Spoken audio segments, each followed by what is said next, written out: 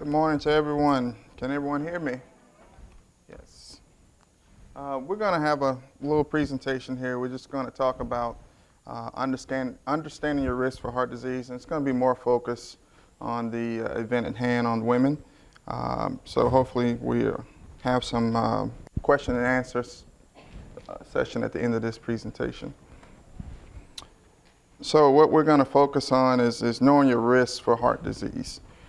Just some statistics, about every minute in America, there's a woman that has a heart attack or stroke, which we lump together in cardiovascular disease. 1 out of 3 women in this country will suffer from some sort of event. Most of the cases we want to kind of elaborate on are preventable. We'll go on more detail about the risks that you can modify in your life. This slide is a little small, but what I wanted to reiterate on this is you see that 1 in 3 women will have a cardiovascular event, but the key here is only 1 in 5 actually acknowledge that they have risks for heart disease. So what is heart disease? Well, what we try to elaborate on is atherosclerotic cardiovascular disease is what you see here in the diagram. You start getting plaque within the walls of the arteries, and that narrows those arteries. And sometimes that plaque can be vulnerable, and it can rupture into the surface of the vessel here. And you'll see that, is there a pointer? No pointer, okay. Eventually that plaque can rupture, and you can have a blockage that in that last depiction there can eventually, thank you, yes, block the vessel here.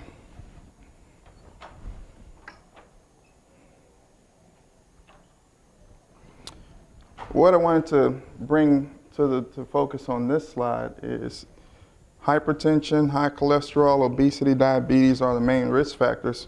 And if you look at this slide from the CDC, you can see where the majority of people who have these risk factors live. And you can see across the southern part of the United States is a hotbed for cardiovascular disease.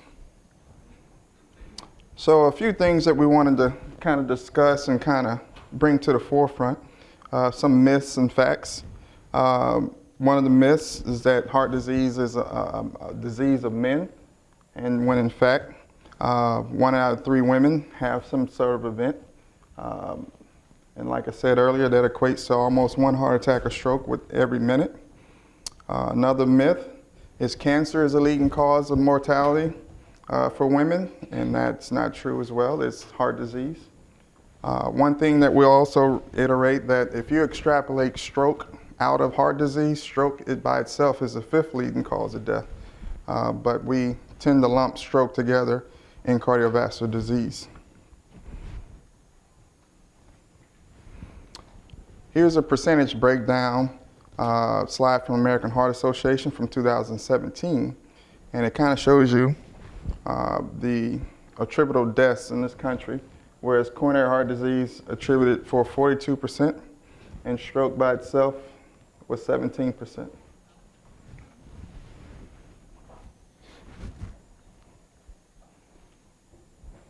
This slide breaks it down by male and female, and you can see in 2017, men had more cardiovascular disease deaths than women, but women were not very far behind. Cancer is the number 2 risk of death in this country.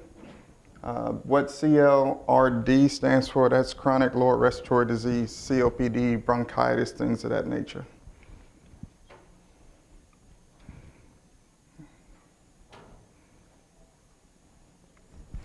So we've discussed a little bit about atherosclerotic plaques. In this slide, you can kind of see how someone has a heart attack. You have a blockage in the vessel, and that blockage lends to death of the tissue downstream from that portion of the heart. And that's the basically etiology of how one has a heart attack. Some of the signs, people have chest discomfort, fullness in their chest. They may have pain in their neck, pain in their jaw, upset stomach. These are the common symptoms that people experience from heart disease, or a heart attack, that is. Sometimes women have some atypical signs, but generally speaking, majority of women will have chest discomfort. As I mentioned before, stroke is the 5th leading cause of death in this country. There are 2 types of stroke. You have a hemorrhagic stroke as well as a ischemic stroke. The ischemic stroke is just like a heart attack. You get a blockage within the vessel. Hemorrhagic stroke is one that occurs when the blood vessel ruptures and you have a bleed into the brain. That's usually because of hypertension.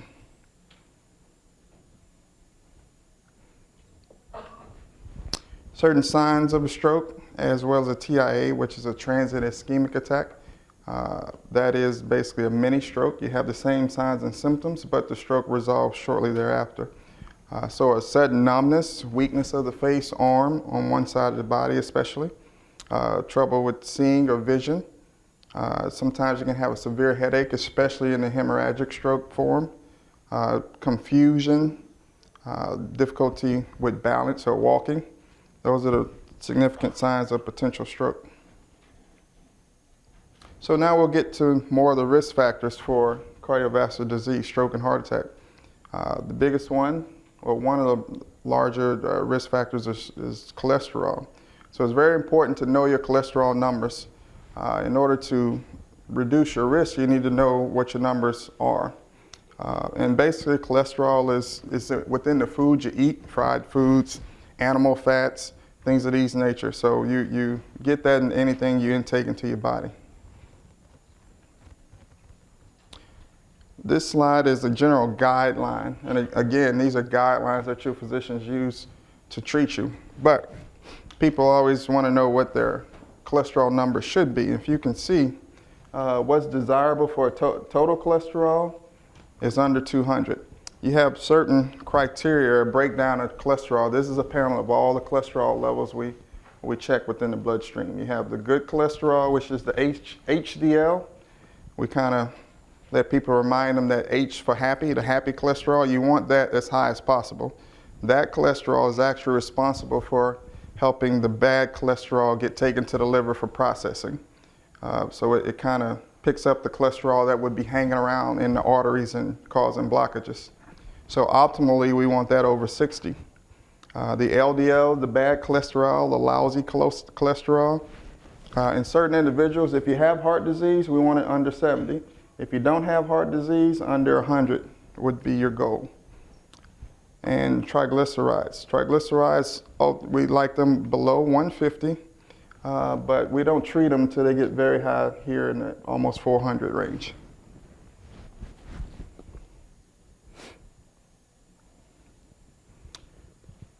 So talking a little bit about diabetes. I'm pretty sure everyone knows someone with diabetes. Diabetes is a major risk factor for heart disease. Diabetes at one point in time was called a cardiovascular risk equivalent.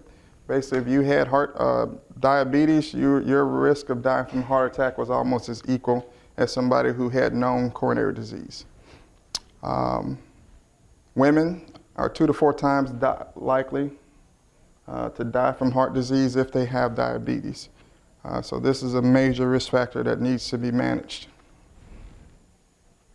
So how do you get labeled as diabetes? If you have a fasting blood glucose higher than 126, if the blood glucose is less than that, fasting, we call it pre-diabetes or insulin resistance. Some of that jargon is what's mostly used these days. And we have primary care doctors who are more prone to treating people with pre-diabetes. A lot of patients will be starting on metformin as soon as they're in that range because we're being more aggressive with treating patients with diabetes. Who else is at risk? People with family history of diabetes will definitely be at risk for developing it and need to be monitored more closely.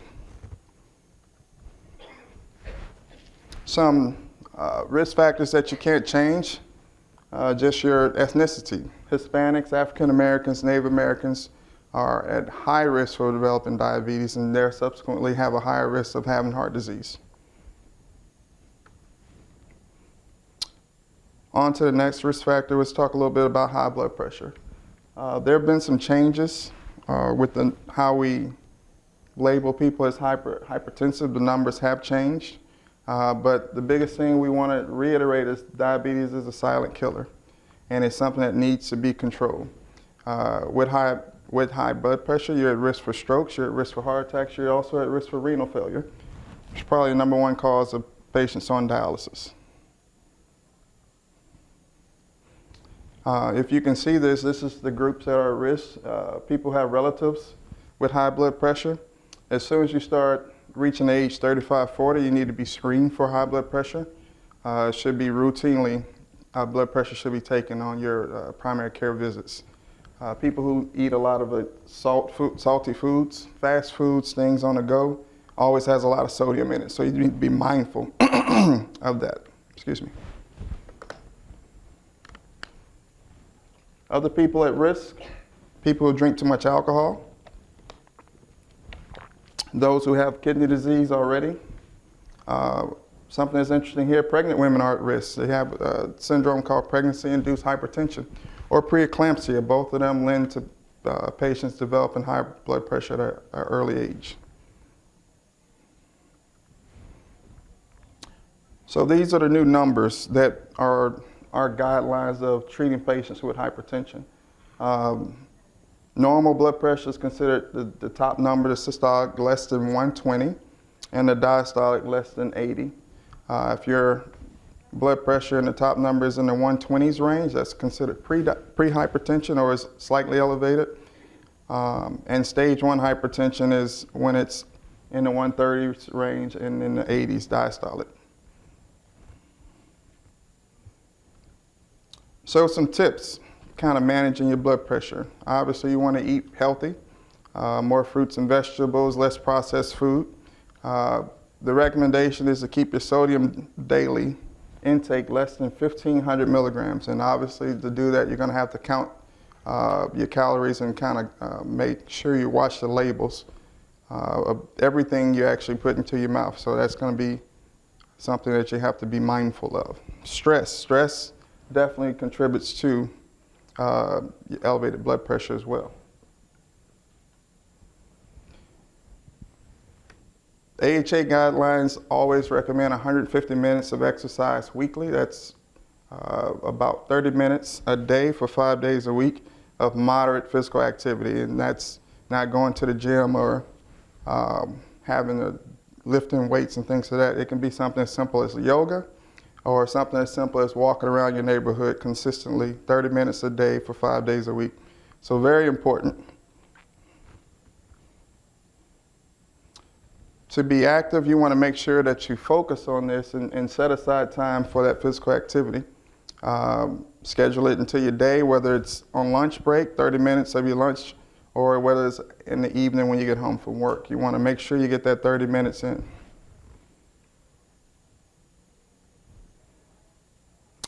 So, obesity. Obesity is classified with a body mass index greater than 30. And so we ask, how do you classify your body mass index? So your BMI is calculated by your height divided by your weight in kilometers divided by your height in meters. And so that's really how we calculate a BMI.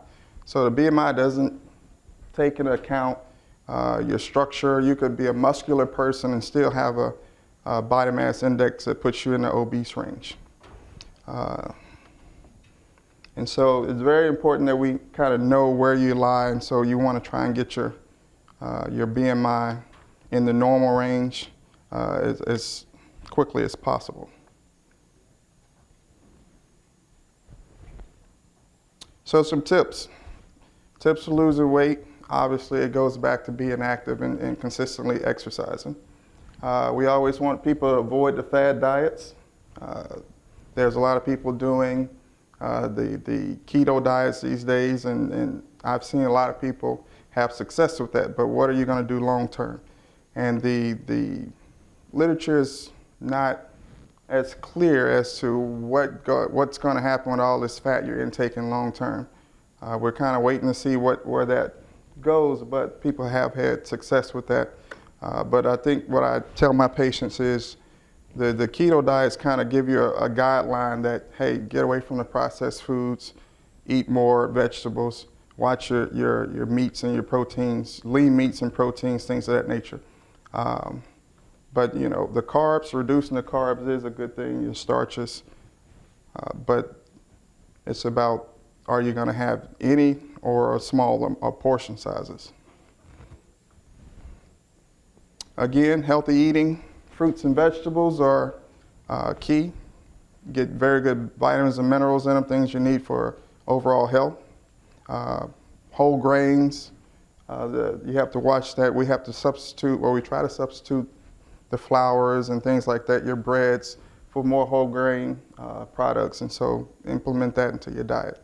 Fish, lean meats like maybe chicken are very helpful as well. Pretty much the same thing on this slide. We just want to reiterate that sodium intake should be reduced, 1,500. Today, you want to cut back on your portion size, watch your calories, monitor your intake of sugars. Smoking. Smoking is a big one. Surprised to see that overall as a country, the rate of smoking has decreased. In adults, it's probably going up in younger people. But hopefully we'll make some more focus on making some ground in that aspect. However, but smoking is a major risk factor to heart attacks, strokes, as well as peripheral vascular disease. We always tell people it's never too late to quit. People have been smoking for 40 and 50 years, and we still recommend that they quit smoking. You don't want to keep doing damage to your body. You may have on-home oxygen or things of this nature, but the quicker you can get off the smoking, the cigarettes, the better. So what we try to focus on is people will tell you, hey, yeah, I'm going to quit. We want to focus on getting a quit date. Can you say this is the last time I'm buying cigarettes, and try to be firm in that commitment? And you have to plan ahead. What are you going to do when you have that craving? Whether it's go to the gym, go to exercise, gum, or some type of medications that can help you quit. But the important thing is getting the support you need to quit smoking.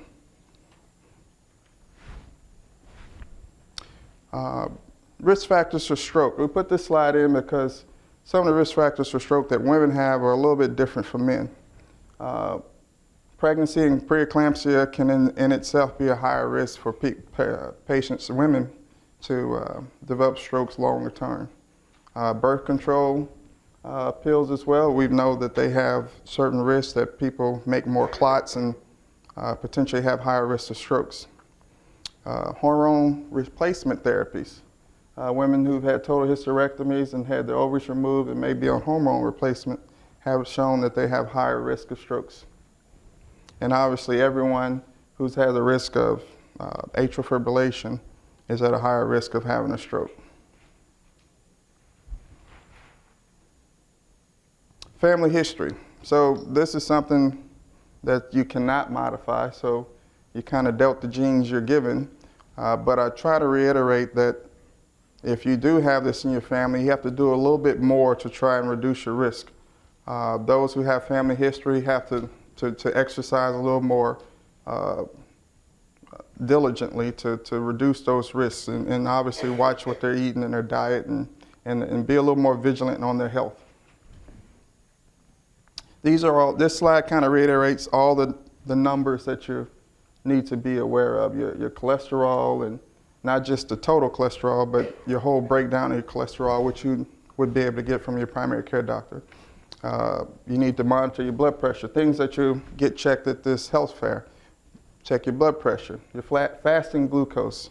First thing in the morning, before you've eaten, if your blood sugars are sky high, then obviously you need to get that addressed.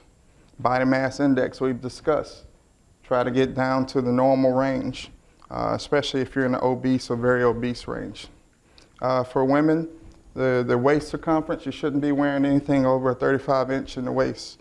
That tends to lead you into the metabolic syndrome, which is a whole nother dynamic of disorders. Early detection is key to preventing a lot of these disease processes. Some of the things that we have at our utility these days are coronary calcium score. We should actually have a CAT scan to kind of see if you have any of these blockages that are starting to calcify, but that aren't causing symptoms. It allows us to be a little more aggressive with our treatments. Carotid arteries. We're able to scan the arteries in the neck and see if you have any of the plaque or the little blockages that are starting to accumulate. We also do screenings on your aorta. Sometimes people have dilated aortas, what's called a AAA, abdominal aortic aneurysm. We're able to scan those things as well. The peripheral artery disease, that's a big risk factor for people, or a disease process for people who smoke.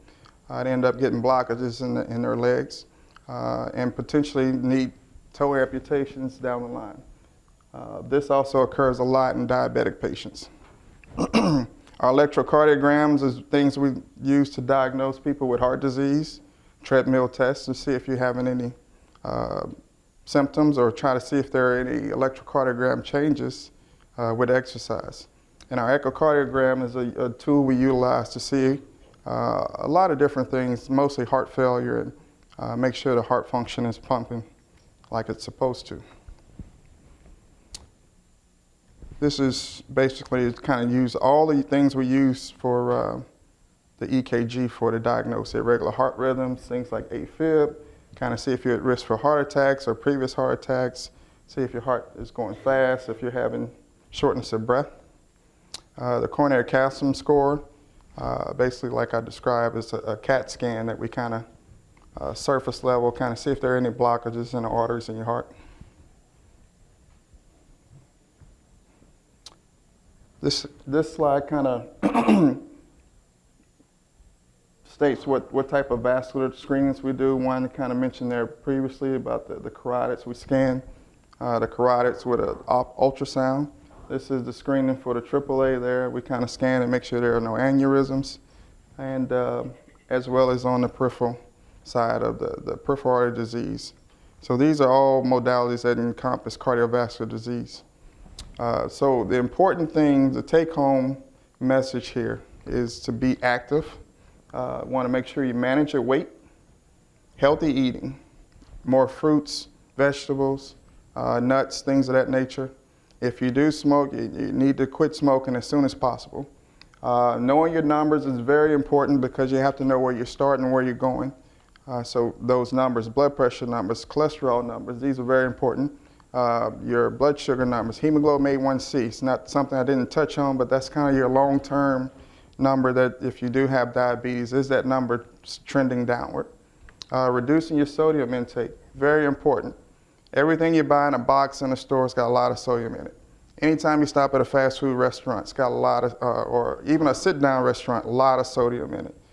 So we always promote our patients to cook their meals at home and cut back on the salt and the Tonys and all the things they kind of season their food with. So the important thing is you know how to manage your risk and understand how you reduce your risk of having a heart attack and stroke.